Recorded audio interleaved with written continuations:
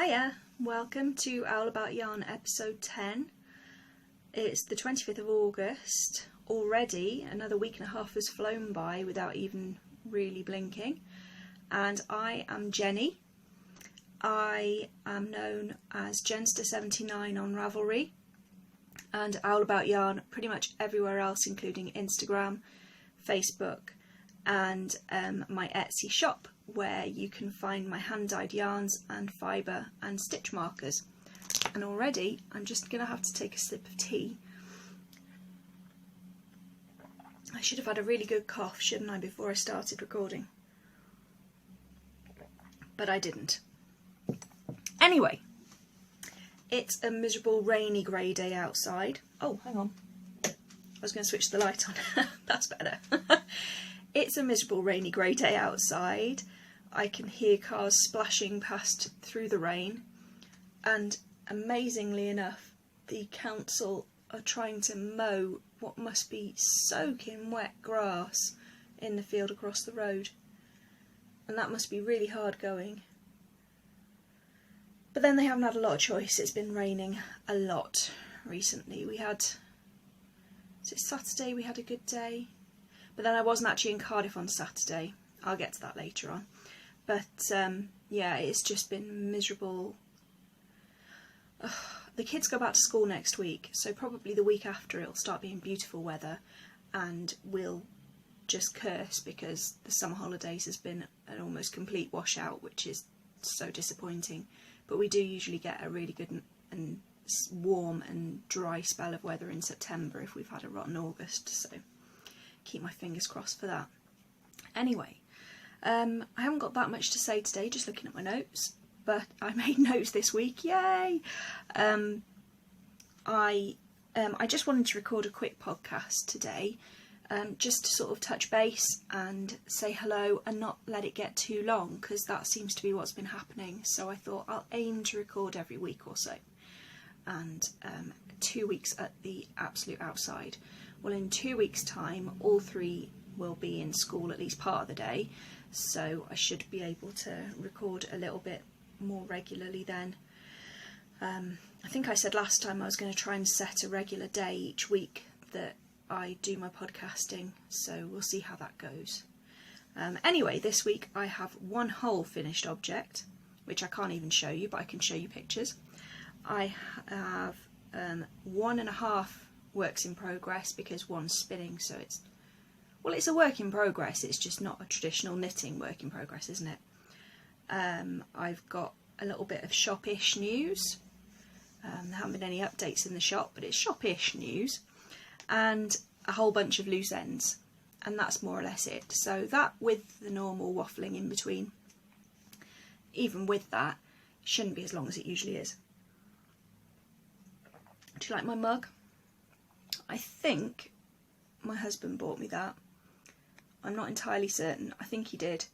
And I really, really like it, except it bothers me in places like here, where they've tried to make it look like knitting and then they've only put half a stitch in that colour. And that bothers me. Talk about picky. Anyway, just a normal cup of normal Tesco tea in my cup. That'll keep me going for a little while. So, getting into the general run of things, my finished object is my Bonbon Bunny, the 4th Bonbon Bunny. I did tell you I was going to try and finish it. I was using this yarn, and that's all that's left after two. Excuse my nails again, I haven't got around to doing them again. That's all that's left after 2 Bonbon Bunnies. It used to be this size, the cake of yarn. And that is Collinette.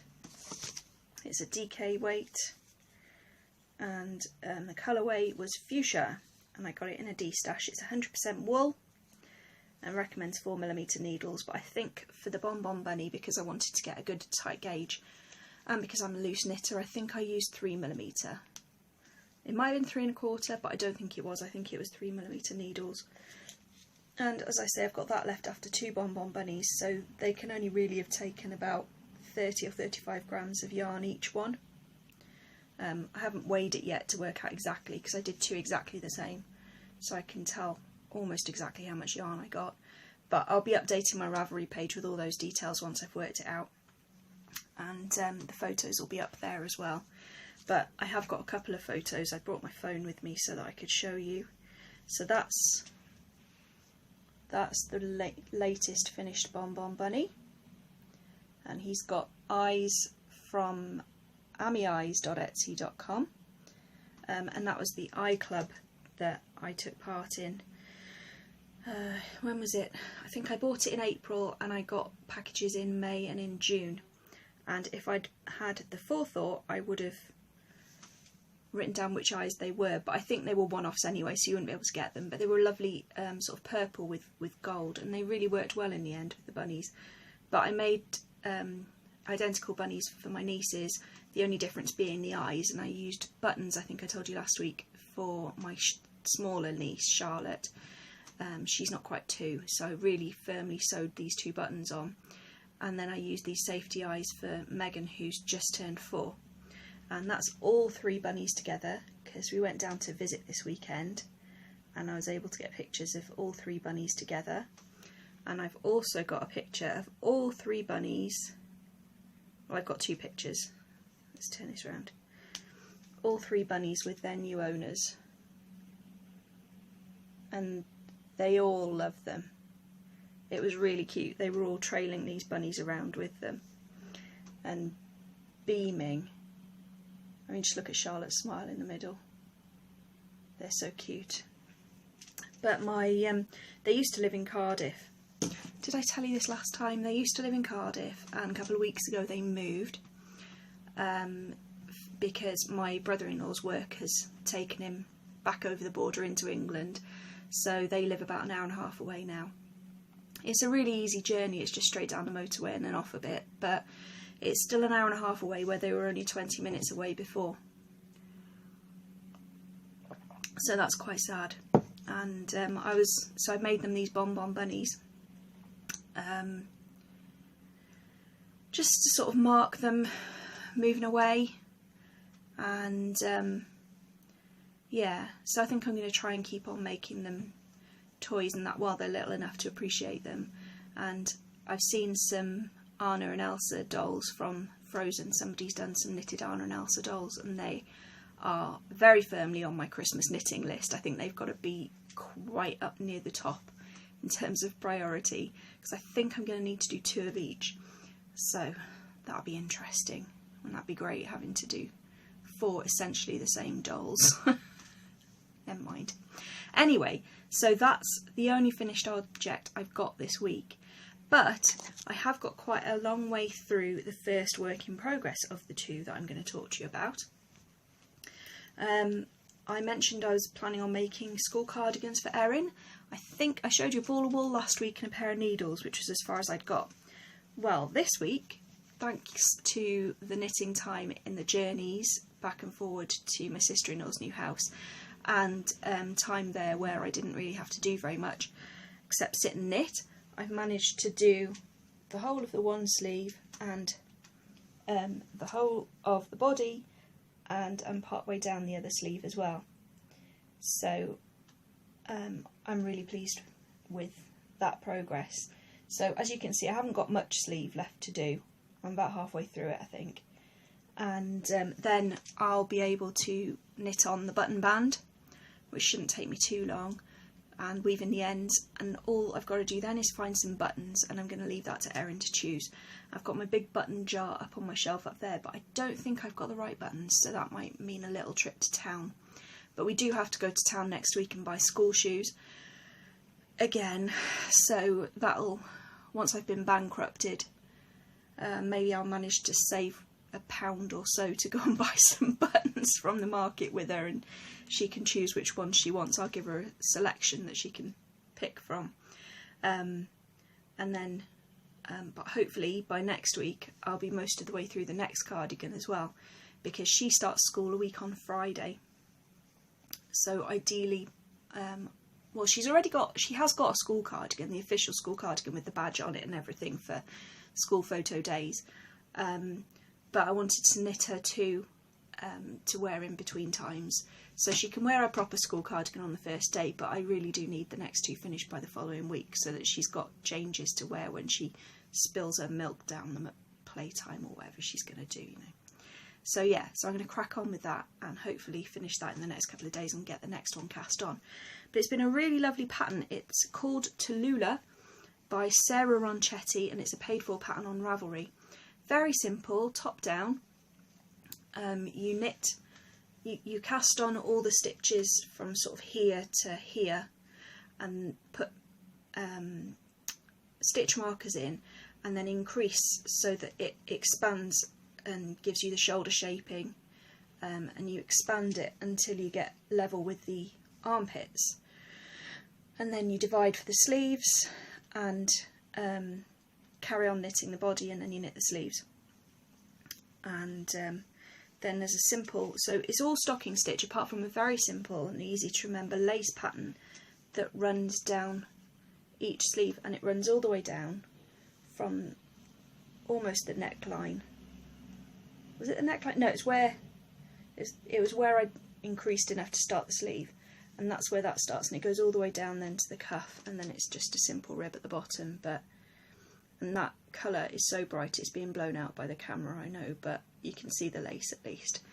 So as I say, that's a paid for pattern on Ravelry, and I think that that's just going to be really nice for her, just something not 100% plain. And she loves red, it's her favourite colour, so she's thrilled to bits that her school uniform's red and she gets to wear it every day. And also I'll be able to spot her a mile away with this bright red on as well. It's a teeny bit brighter than school uniform red, but you know, when you're going to go and buy yarn, you get what you can get, so it'll be fine and it'll be warm. And it's acrylic, so it's practically indestructible. Touch wood. So yeah, so that's the one item on the needles that I wanted to tell you about. Let's find a space. My other work in progress. I haven't done a lot of this. I don't know why. I started spinning it the other day, but I don't know if I just wasn't in the mood for it. And I've got this cardigan on my mind and thinking, oh, I really should get that done. So I haven't done an awful lot of spinning. But here's a little bit of the fibre, and that's actually quite accurate colour-wise. And that's John Arbon Merino Blend in the colourway Grape. I'm so sorry, I keep saying I'm irritating myself, so I know I must be irritating you, but I'll try not to. John Arbon Merino Blend colourway Grape. This is the one that I doubled. I bought some at Wonderwall and then some more in the mill open day. And so I've got this massive bag. I did make a start. I've spun maybe 20-25 grams, really not an awful lot at all. But I think I just needed to get the cardigans finished because they've been really bugging me that they're not done, and then I can crack on and really get into the spinning. But I'm on target with the cardigans, so maybe I'll be able to sit down and have a good spinning session this evening and really make a dent in some of that fibre, make it easier to shut the bag at least. That would help. And they are my only works in progress at the moment. If I finish, let me think, when am I likely to record another podcast now? It's probably going to be another 10 days or a fortnight. So if I finish my Tallulah cardigans, the next knitted thing I cast on is likely to be, if it's before the 1st, if it's before next Tuesday, which is unlikely because where are we now? It's Tuesday. Oh, I've got a week. I keep thinking we're further through the week than we already are. Okay, so if I finish my cardigans before next Tuesday, which is the 1st of September, I will cast on my Hirtafude cardigan with my handspun yarn that I'm going to knit. If I finish them after the 1st of September, I will be casting on a shawlette, and I'm going to tell you more about that later in the podcast. Spinning wise, I'm not going to finish spinning all of that in the next week or so I think I'll just sit and think about it when I finish spinning. Now I don't need to spin it all. what I've committed to in my challenge to myself is to spin enough to knit a cardigan for Erin. So maybe, I'm not quite sure how much. I was planning on looking at how much yardage the Tallulah cardigan used and basing it off that. So, but then these are like 100 gram, or was it a 200 gram ball of acrylic? Well, anyway, like I've got loads of it left. This is maybe halfway to 2/3 knitted, and I've not got that much more left to knit of that. But I reckon 200 grams of the fibre should be enough to do her a cardigan, and I might stretch it to 250 or 300 and do, say, 3 bobbins full, to make sure that I've got enough, especially because I think I'm going to be spinning it up a little bit chunkier. So I'll probably spin 300 grams, and then I'll be picking one of the other lovelies out of my stash to spin. Although I do have some spinning to do for a present for somebody, so that might be next on my list next week. And as I say, that's all the works in progress I've got going at the moment. Shoppish news. Right, so as I said, there's been no updates this week. I haven't done any dyeing.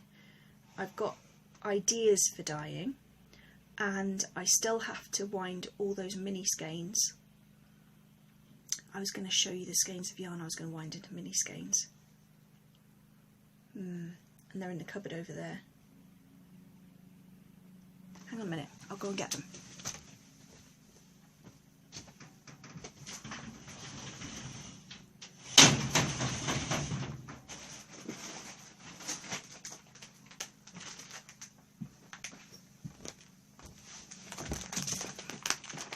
I'm back. Now, some of you, if you've seen my recent shop updates, will recognise some of these colourways. Some of you have bought them, thank you very much, and some of them are already sold out in my shop. But I did put aside one of each colourway from my last big dyeing session, and so I've got bags full of yarns to wind up for mini skein packs. Because the mini skein packs seem to have been quite popular in the shop recently. And I've got another one. No, I've moved it. I got another one somewhere lying around anyway. I've got 2 more I can think about that I've put somewhere very safe, so I'll have to find them later. So I'm just trying to find a little bit of time, probably, well, maybe later in the week, because all of this that I'm just about to tell you about is going really well, so I should have some time for that later in the week. But basically, I've been getting a new office, which is very exciting to me. Just our spare room. So we moved into this house just before Erin was born, about 3.5 years ago. And because we knew that we needed the cot to be in our bedroom, we decided not to take what was obviously the main bedroom for ourselves, because there wasn't room for the cot in there, and we went into a back bedroom.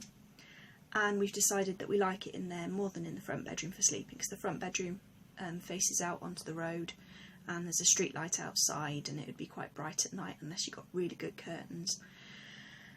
So we've also almost been using our spare room as a dressing room, and then our bedroom has been where all my stash and all the shop stock has been. But as I've been building up the shop stock in this last couple of months, it's starting to sort of, well, it has been starting to take over the bedroom a little bit. The wall of boxes was getting higher and higher as I dyed more yarn and fibre, and I think my husband was starting to have nightmares of it all falling on him in the night and just engulfing him in this huge pile of yarn, which for us is obviously a dream, not a nightmare, but for him he feels a little bit differently. So he suggested a few weeks ago that maybe I would like to swap it around and have the spare room as my office, and so I leapt at the idea. And we did have a double bed in the spare room for guests, and he'd suggested that we get rid of that and get a sofa bed, but I said, oh, there's no need to do that, because I wouldn't be sitting on a sofa anyway if we had a sofa bed in there. So we've given the double bed to my oldest son, because he had room in his room for it, and brought his single bed down here. So I've got a whole convoluted thought process in my head about how we're going to arrange everybody when we have visitors, but it's going to work. It just means that Jack has to get out of his room when we have visitors so that they can have the double bed, but he decided that that was a sacrifice that he was willing to make in order to have the double bed in the first place. So he's very happy. We spent a couple of hard days dismantling beds and shoving them up our very narrow staircase into the attic conversion that we've got into his room, and getting his single bed downstairs, and then it was a case of literally swapping almost all of the contents of the 2 bedrooms over. Luckily I didn't have to swap the furniture. I have built-in wardrobes in this room, and when I've finished organising it I'll give you a little tour, but I haven't yet, so it's still a bit of a bomb site. But when it's beautiful I'll either take pictures and show them to you, or I'll give you a bit of a tour of my working area. But I was, so yeah, I had to swap everything around. I had to get all of the clothes out of this room and into our actual bedroom where we're sleeping. And the amount of times I've walked past our bedroom to come and get dressed in here and then had to double back again so far has been ridiculous, and it's been about a fortnight now. But the built-in wardrobes have been great because there's plenty of room in them for stacking boxes and boxes of yarn, and the sort of shop fitting things that you have for market stalls and festival stalls and things like that. And it's got a few shelves in so I can put all my packaging stuff for sending off mail order parcels in there. And then I've got another set of shelves over here, and that's got all my knitting and spinning books at the bottom, and my stationery and my patterns for sewing. I think I might have used one of them. I've got a dozen over there. I'm one of these people who buys a pattern very hopefully thinking, oh, I'll make that one day, and I never actually get round to it. So I've got half a dozen toddler sewing patterns, and if I don't get on with it, it's going to be for grandchildren, not for children, because I'm sure I bought some of them for my oldest son who's 14 now. And then what else? Oh, also I need an idea of what you might do with lots and lots of Christmas baubles, because a few years ago, B&Q, which is a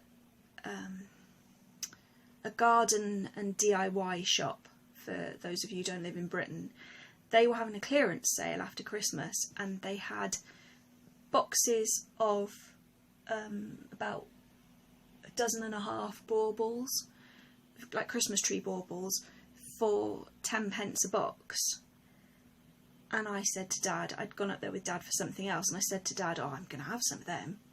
So I think I bought about £1.50's worth of baubles, which isn't a lot. It's about, what is that, about $2? And I've got really quite a lot of baubles. I'll try and turn the camera around and show you. Oops. I'll just show you at the top of the shelves. Do you see the shelves up there? Really quite a lot of baubles. Oh, see, that was a bad idea because I'm going to have to get it back in the right place now. Bear with me a minute. I think that's right. Is that about right? Yeah, so I have a lot of baubles. So if any of you can think of anything that I can do with maybe 1, 2, 3, 4, 5, 6, 7, 8, 9, 10, about 12 dozen baubles, send me a postcard. I think I'm going to have to get creative and make really funky Christmas garlands for all my friends and family for Christmas or something like that this year. Otherwise they're just going to sit there glaring at me forever, and I'm going to have to throw them away and feel terribly guilty about it. And they'll be really cheerful if I make them into something at Christmas time. So I should get on with that. Anyway, I got diverted again. Where was I at? Oh yeah, so I've got my shelves over here and they've got all bits and pieces on, but they really need to be organised because I've just been ramming stuff on them for now and not actually organising it. Although my one shelf with all my knitting books and my spinning books has been put in order. And then I've got the single bed, which is behind where you are. But at the same time as moving bedrooms around, in my infinite wisdom, I decided we had to have a clear out, and I had to start listing some baby stuff on eBay and make room in other rooms, like in Erin's bedroom, and the boys were tidying up in their room as well. So the bed over there is covered in baby toys and bundles of baby clothes and things like that. Old Nintendo DS games, which I need to list on eBay and get rid of and make some room. I've also got a big pile of blankets and hats which I've knitted that I need to send off to a charity that will help refugees in Syria in the cold winter. And then I'll have a bit more room. My main problem on the bed though, and the thing that isn't going to get cleared away because I've nowhere to put it, I have these big, they're like underbed storage bags, but not exactly. But they're that sort of size and shape. And I have two massive ones of them, and they're full of all my acrylic yarn from my stash, so sort of toy making or cheap hat making stuff, you know. And I have quite a lot, and I have nowhere to put it. I've got drawers under these stairs. If you can see the rail here, that's the side of the stairs up to our attic conversion, and I've got a big set of drawers under there, and I filled them, and that's it now. I haven't got any more drawers or anything to put my stash in, so they're staying in these two massive bags. So either I knit my way through two massive bags full of yarn in the quite near future, or I find somewhere to put them. And I really haven't worked that out yet. I think they're just going to be piled up on the floor for the time being. But yeah, so this is going to be my office, and I think it's going to be really nice when I've got done. I've started decorating the wall. If you follow me on Instagram, I put a picture up this morning of how far I've got with the pictures. My plan is that I'm going to have random frames, like the little bits of them that you can see here, and they're going to be all over this wall. So you'll have things to look at behind me when I'm podcasting in future, because this is where I plan to do my podcast every week. But it just means that I can spread out on this table, and I don't have to worry about children coming in from school and me having to hastily gather everything together. I can just leave it out until I've got a little bit more time to sort it all out later on in the day. So it's going to be really nice, and I'm excited to have an office / craft room, and just getting it a little bit more organised every day. And yeah, enjoying putting up some of my pictures. I've got a picture of where I grew up, which is just up here. This up here, that's Abereiron in Mid Wales, that's where I grew up. And this was a birthday card that my best friend gave me this year, and that was a picture of an owl that my husband drew me. I think it was my Valentine's card this year that he drew me. And on this picture that you can't quite see, but you might see it on another podcast, if I moved a little bit further over, this picture's got my best friend on it and my children. So they all the pictures up here mean something to me. They've either got something that makes me laugh, or somebody I love, or they were from somebody that I love. So it's just going to be my... Oh, excuse me, I'm going to sneeze. Oh, bless me. It's going to be my happy wall, so I can just sit and look up at it, because usually the table's against this wall and I'm facing this way to sit and do my paperwork or yarn labelling or winding or whatever it is I'm doing on the table.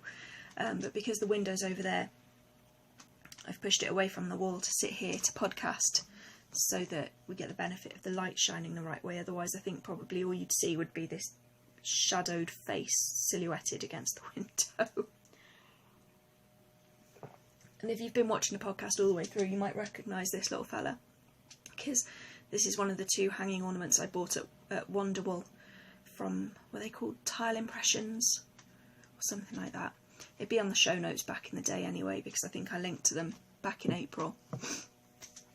And that's, so this is my new office, and this is where my podcast will be coming from most of the time, I think, from now on. So welcome to our new home.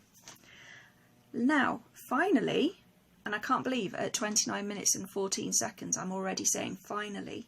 You can tell I haven't been knitting much this week. Finally, we're on to loose ends.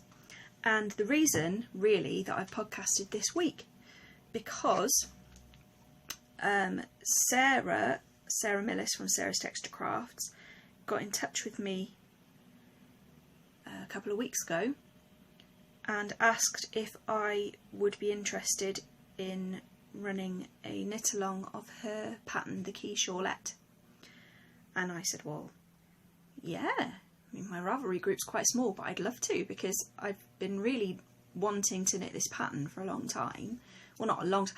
I've been wanting to knit it since she released it, which isn't that long ago, but it feels longer. I queued it straight away anyway.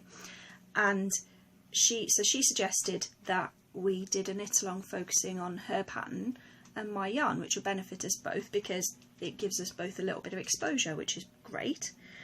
So this is if I show you the pattern page, this is the Key Shawlette, and it's a paid for pattern on Ravelry. It costs £2 plus VAT if you live in Britain. I'm not going to get started on that again, you know my feelings about adding VAT to patterns, but there we go. She has very kindly given a 10% discount coupon if you are taking part in the knit along, or really if you even just watch this, or come into my group and have a look. So if you want 10% off this pattern, go and put it in your basket on Ravelry, and when it asks you if you've got a coupon code, put Ravelry10, so Ravelry10, all in one go, and you'll get 10% off the pattern, which is lovely of her, and I hope lots of you do, because it looks, I don't know, I'm just really drawn to it. I think it's because there are very few shawl patterns, unless you do completely plain ones, or very, very plain ones, like is it the Age of Brass and Steam, and then my bonus shawl pattern, which is a free pattern on Ravelry. There are very few patterns where you can use a variegated yarn and not have it drown out all the details, so they have to be simple, otherwise the details are drowned out. But if you look at this, it was pretty much designed for a variegated yarn.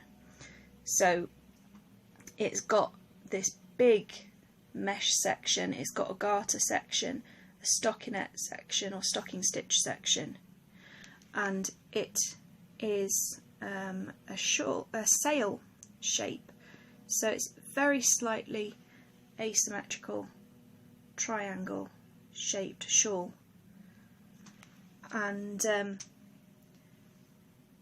I think there's about half a dozen people who said that they're going to do this so far, so that's going to be brilliant.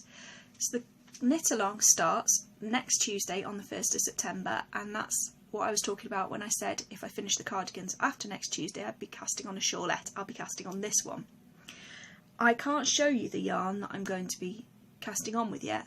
I haven't dyed it yet, which is a slight technical hitch, and I really do need to crack on with that. Because I've been looking through my stash, and I've been looking through my shop stash as well, thinking, well, I might just steal something from there, because I intend for it to be a display item anyway when I've finished it. I think it'll really highlight some of my variegated yarns really nicely and show that it is possible to knit an eye-catching and interesting shawl with variegated yarn, rather than just a tonal or a solid sort of colourway. I was looking through and none of them spoke to me for this pattern, and I know that some of you, I shouldn't really be saying it because I know that some of you have got my yarns already and are saying, oh, I'm going to use Raspberry Chocolate Milkshake, or I'm going to use Walking Dead, or what was somebody else going to use? I don't remember. I'm going to have to go and look in the Ravelry group in a minute. But for me, I wanted something really, really variegated, just because it's a display item. Now, if it was going to be just for me to wear, I probably would have picked one of mine that's got lots of purple in it, or something like that, because that's what I like this sort of thing. I really like that. But it's not just for me to wear, it's to show off a variegated yarn and show how it would look knitted up. So I was sitting and I was thinking about it, and I thought, well, it's called the Key Shawlette, and I just showed you that picture of Aberaeron where I grew up. It has a beautiful quayside. The harbour in Aberaeron is just stunning, especially when the tide's in, with all the little boats bobbing about in the water and all the multicoloured houses. So I thought, well, perhaps I could dye a colourway especially for this shawlette. and I will dye extra. There'll be more than just my skein. I'll do 5 or 6 of them, and the rest will be going in the shop. And I'm going to call it Quay Parade, which is the name of the street that runs down the side of the harbour in Aberaeron. Because if you see, this is a picture of Quay Parade that I've just pulled up on Google now.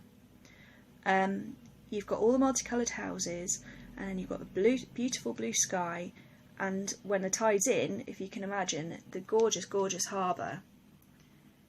There's another sort of a blue. It's really hard trying to find a really good picture of Aberaeron, and I know I've got loads of pictures at home. I mean, just look at this one. So all these bright colours and then that blue.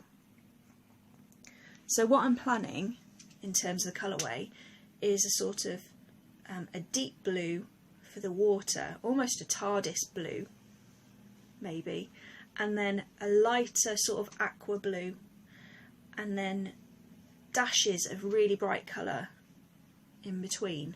So the sort of, if you look at this, it's got a shocking pink house and a peach house and a turquoise house. You know, it's like, have you seen the children's programme Balamori? Because it looks very much like that in Aberaeron. There's another picture of the harbour. All the beautiful houses. They're actually not allowed to change the colour of the house without getting permission from the council, because it's such a landmark of the town, and the whole town has multicoloured houses. It's just a beautiful place to visit. So that's my plan. I'm going to try and do that maybe tomorrow, because it's supposed to be a reasonably dry day tomorrow, I think, which means it'll be a good day for drying. So now all I need to decide is whether I do it on a sparkly base or a non-sparkly base. If I do it on sparkles, obviously the sparkles will get caught by the light, and that would be really good for a display garment. I'll have to think about that. I'll give that some thought. Maybe I'll do it on both, and then I can see which one I personally prefer before I start. So what else did I want to tell you about that? Yes, so I'm hosting this knit along in my Ravelry group. If you're not a member, please come and join us. We've got some lovely people in there, some lovely encouraging people in there as well, who are really happy when you post pictures or just come and chat and introduce yourself. They're very welcoming.